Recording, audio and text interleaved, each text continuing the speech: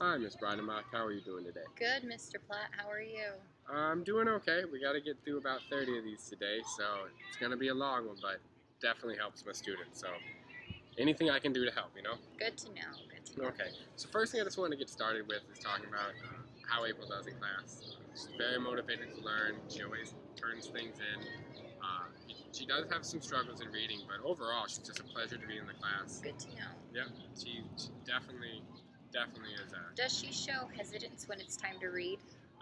She doesn't preferably choose to read out loud when we're reading more difficult texts. As I stated, she does volunteer all the time, so uh, she's very active in the classroom. Good to know. Yeah. Um, in terms of volunteering to read and getting involved, we don't necessarily do that much read aloud because some of the parents have complained about the anxieties it kind Okay. of causes with their kiddos. But yeah, I guess to answer your question, she does volunteer. It's just she strays away from what she doesn't really know how to do. Okay, that makes sense. So what we did a case study, and in the case study we examined her phonemic awareness, phonics, vocabulary, fluency, and comprehension. Do you have any questions about those? I feel like I know what all of those are besides phonemic awareness. Oh, okay.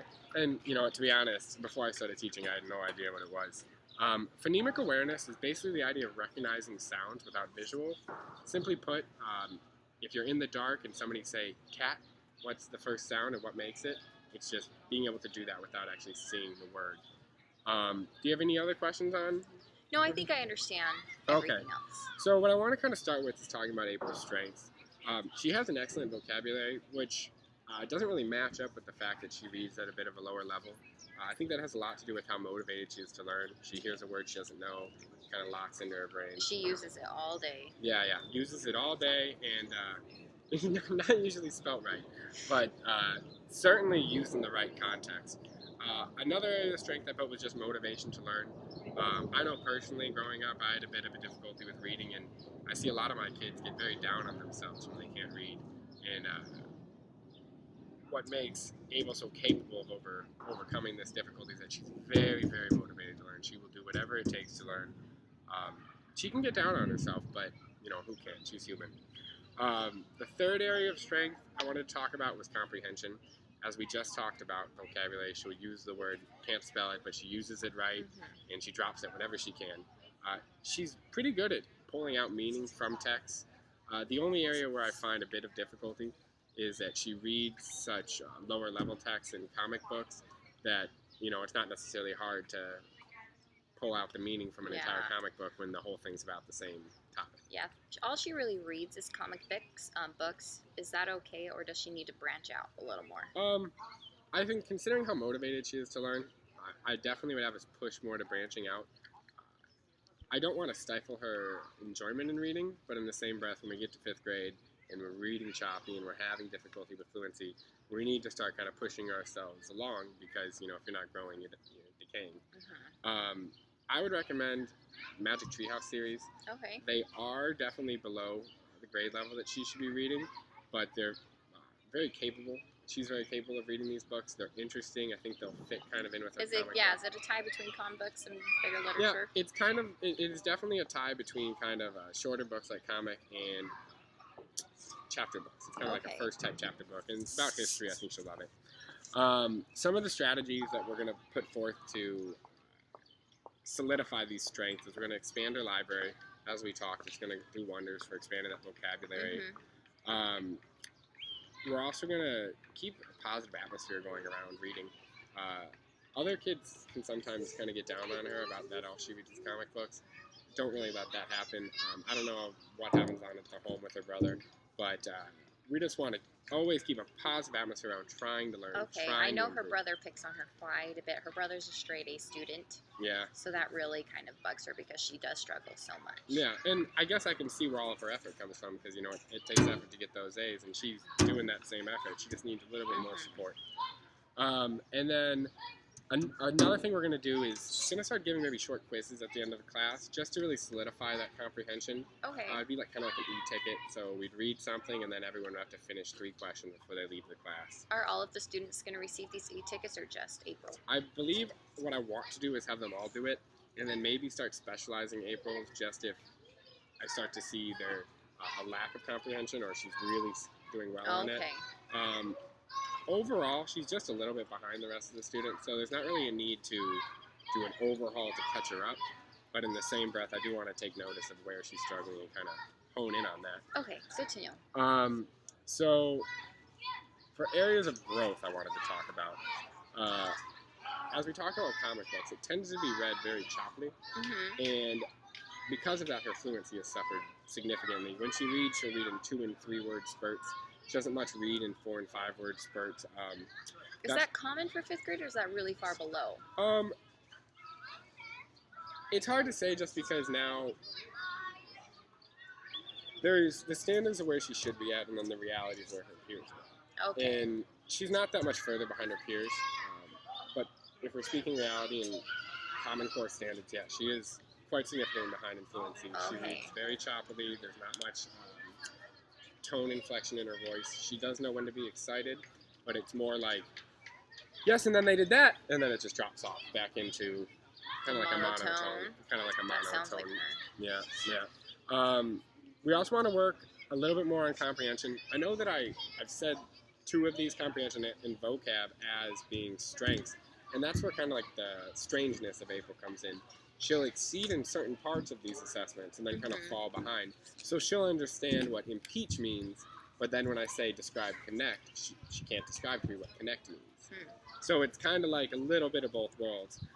In terms of what I want to work on really specifically for areas of growth, might actually be vocab and spelling, just to really solidify the meaning of those really common words she should know, and then also to work on her spelling.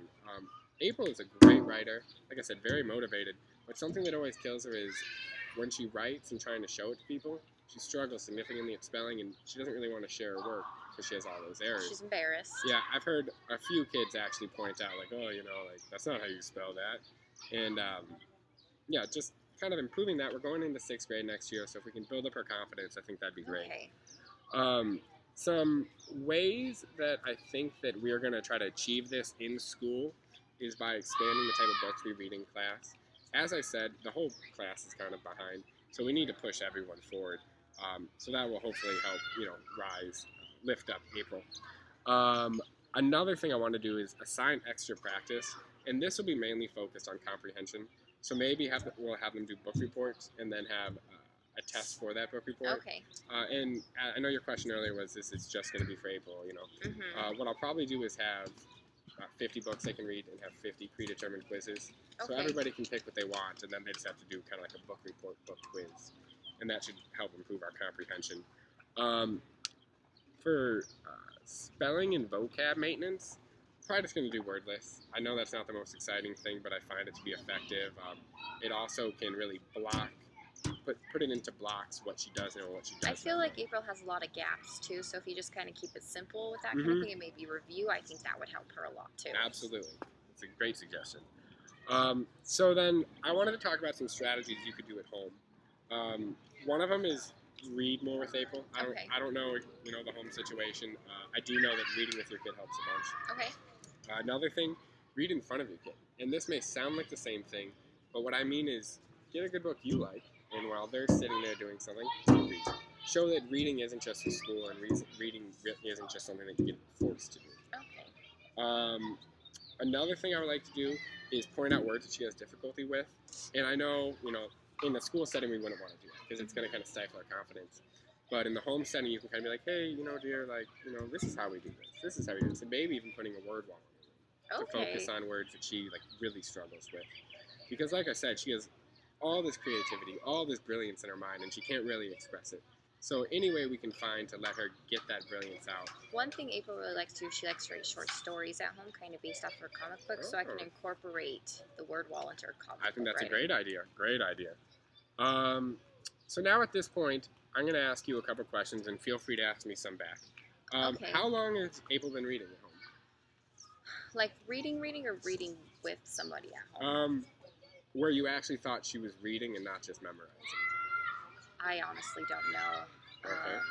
And to be honest, that doesn't surprise me because there's not much reading going on in our home. We're a TV family. Yeah. And, everybody's got to live the life that they believe in. One thing I would suggest is just putting her in the room, making her read a little bit more, just because reading crosses all standards. So it'll help her everywhere. yeah, building that confidence reading is going to go a long way. Okay. How long do you think she spends reading a night? If it's a comic book, she'll spend at least, I'd want to say half an hour. Okay. Little increments. It's not bad, but it's still not her favorite thing. Like I said, we're a TV family, Yeah. so if she can read about Superman or go watch Superman, she's gonna go watch it. Yeah, fair enough. Fair enough. And what type of books does she have access to? Does she have a full library to look through, or is it really just we don't have any books really at our house. Is there a library near you? There's She does have a library card. Okay. She does not that we use it, but we might need to be making an effort. Well, yeah, summer's coming up, so maybe get through some books. Maybe I can give her a list of books. There we go. Do you have any questions? So what types of books should we reading? I guess I don't know.